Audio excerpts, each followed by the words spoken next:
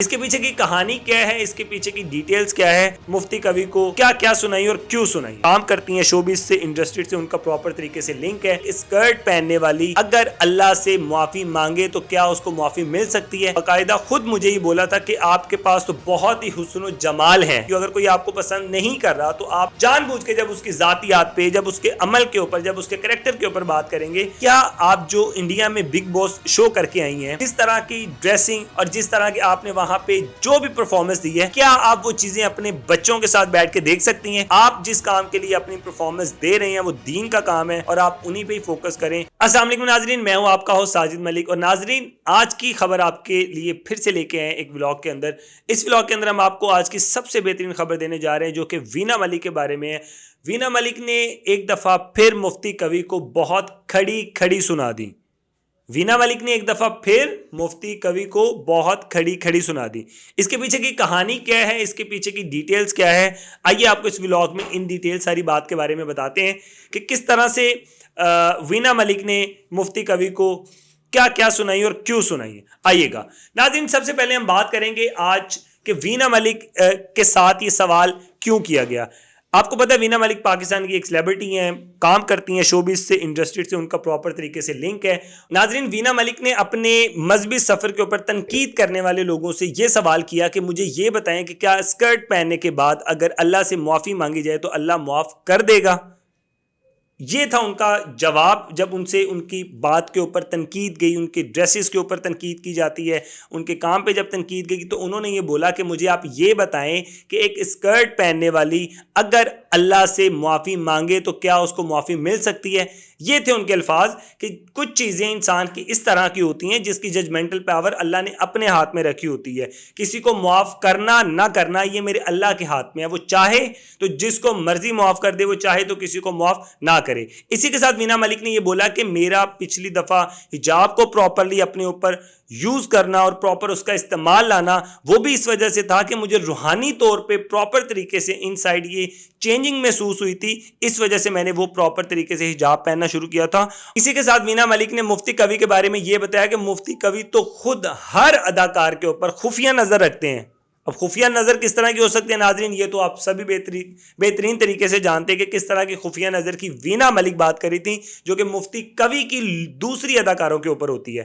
اسی کے ساتھ ساتھ وینا ملک نے یہ بولا کہ ایک دفعہ مفتی کبھی نے باقاعدہ خود مجھے یہ بولا تھا کہ آپ کے پاس تو بہت ہی حسن و جمال ہے.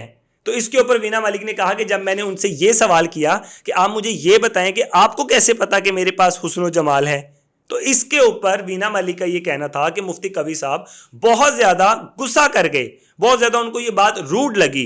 روڈ اس وجہ سے لگی کہ انہیں یہ لگا کہ جس طرح انہوں نے مجھے سامنے سے شٹ اپ کال دیا یا انہوں نے ان کو چپ کروا دیا. تو ظاہر سی بات یہ ہے کہ if someone not like you, اگر کوئی آپ کو پسند نہیں کر رہا تو آپ جان بوجھ کے جب اس کی ذاتیات پہ, جب اس کے عمل کے اوپر, جب اس کے کریکٹر کے اوپر بات کریں گے تو انٹینشنلی ان انٹینشنلی انسان ہرٹ ہوتا ہی ہے, اور ہرٹ ہو کے پھر اس کے منہ سے جو بھی نکلتا ہے وہ آپ کے سامنے ہی ہے. اس بات کے پیچھے میں آپ کو یہ بتاتا چلوں کہ وینا ملک اس بات پہ غصہ کیوں تھی, انہوں نے اس طریقے سے یہ جواب کیوں دیا تھا. اس بات کی وضاحت یہ ہے کہ پہلے بھی ہمیں یہ پتہ ہے, یہ واضح ہے کہ پہلے بھی ایک دفعہ مفتی کبھی نے ایک شو میں بیٹھے ہوئے یہ بات وینا ملک سے کی تھی. ناظرین, اس غصے کے پیچھے وینا ملک کی وجہ کیا تھی وہ بھی میں آپ کو بتاتا ہوں. اس کے پیچھے وجہ یہ تھی کہ ایک دفعہ پہلے بھی یہ چیز واضح ہے کہ مفتی کبھی نے وینا ملک سے یہ سوال کیا تھا کہ کیا آپ جو انڈیا میں بگ باس شو کر کے آئی ہیں, جس طرح کی ڈریسنگ, نازیبا کپڑے اور جس طرح کی آپ نے وہاں پہ جو بھی پرفارمنس دی ہے, کیا آپ وہ چیزیں اپنے بچوں کے ساتھ بیٹھ کے دیکھ سکتی ہیں. اس پہ وینا ملک نے یہ بولا کہ آپ کو پریشان ہونے کی ضرورت نہیں ہے, میرے بچے بخوبی میرے کام سے واقف ہیں, اور ہاں میں ان کے ساتھ بیٹھ کے ہر طرح کا کانٹینٹ دیکھ سکتی ہوں جو میں نے کام کیا ہوا ہے. تو یہ بھی ایک طرح کی کہا جاتا ہے کہ شٹ اپ کال ہی تھی. تو مفتی کبھی صاحب میری آپ سے یہی ریکویسٹ ہے کہ آپ جو بھی کام کر رہے ہیں اللہ پاک آپ کو اس میں کامیابی دے اور آپ پاکستان کا نام اور زیادہ روشن کریں. بٹ مسئلہ یہاں پہ یہ ہے کہ کسی بھی دوسرے کی زندگی میں اسلام بھی ہمیں یہ سکھاتا ہے کہ اس کی پرمیشن کے بغیر ہم کامنٹس نہیں کر سکتے ہیں. کسی کو بھی ہم اس طرح کی بات نہیں کر سکتے ہیں کہ جس سے ہم کسی کی دل آزاری کریں, جس سے ہم کسی کو تکلیف دیں. کیونکہ ایمان, اسلام یہ صرف ایک ہی چیز کا نام ہے جو کہ ہمیں سکھاتی ہے محبت.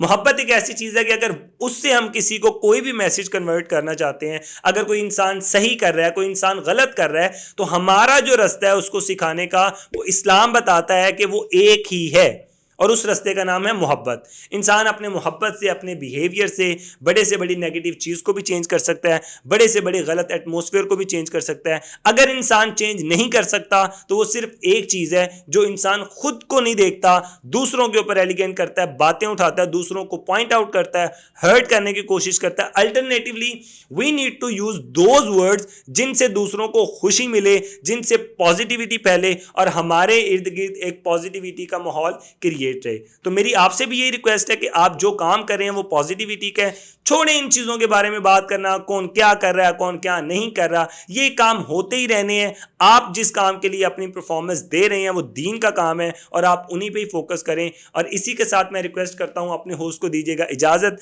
ملتے ہیں انشاءاللہ آپ سے اگلے ولاگ میں، انشاءاللہ۔ اللہ حافظ۔